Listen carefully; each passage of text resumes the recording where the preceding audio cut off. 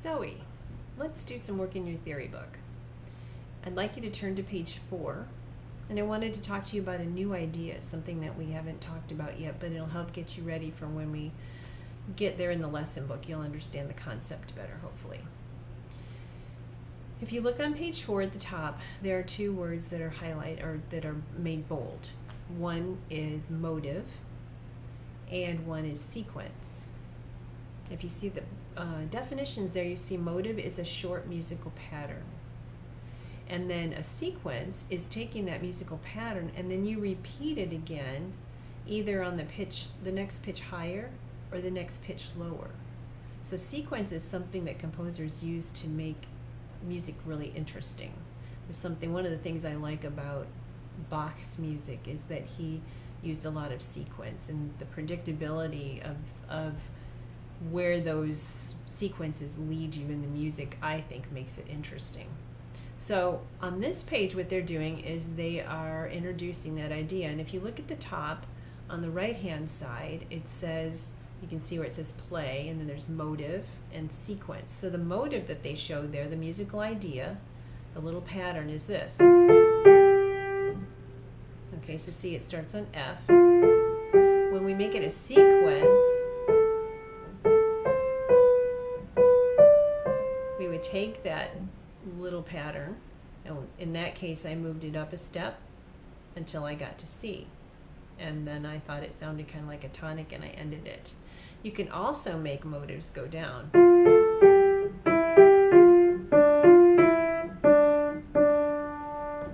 So it's a nice way to help us it leads us to somewhere else in the music, either to a cadence or a new section. On this page, there are a lot of, well, they have, 5 examples of motives and sequences. So what they want you to do is match the motive, which is on the left, to the sequence, which is on the right. And I thought this might be something that would work well if we do it together. Now, one of the things you can do with your eyes without me even playing is to look and see, for instance, if you look at Beethoven's Fifth Symphony, and this you know even, maybe, I don't know if you can audiate that or not because it's a minor third, but well, in Beethoven's music, he goes down a step and then goes. So can you find that over in the right-hand column? And what I want you to do is take a line to draw from the Fifth Symphony there by Beethoven to the line that would be the sequence. Can you tell by seeing the repeated rhythm of which one matches? It would be the third one down. And then you have to decide, is it higher or lower?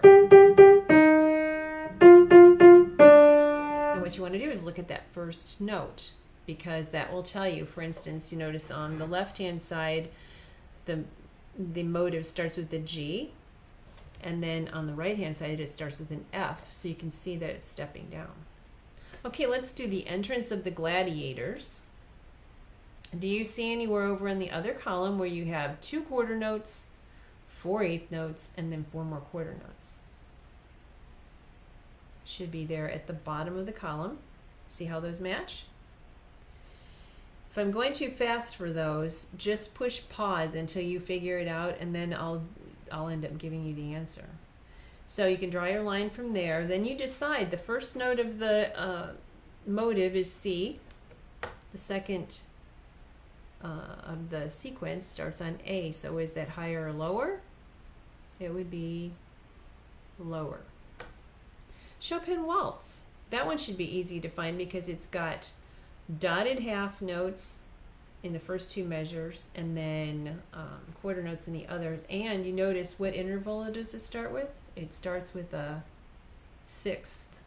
So where do you see a 6th in the right-hand column like that? Dotted half note 6th. It is the first one.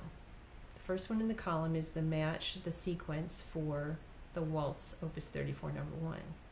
Then we have to decide, does it go up or does it go down? Is it higher or lower than the first one? So we see the first one is a B. The next one is an F sharp. So that tells us it's going higher. The Rameau Minuet, I think you might have played this.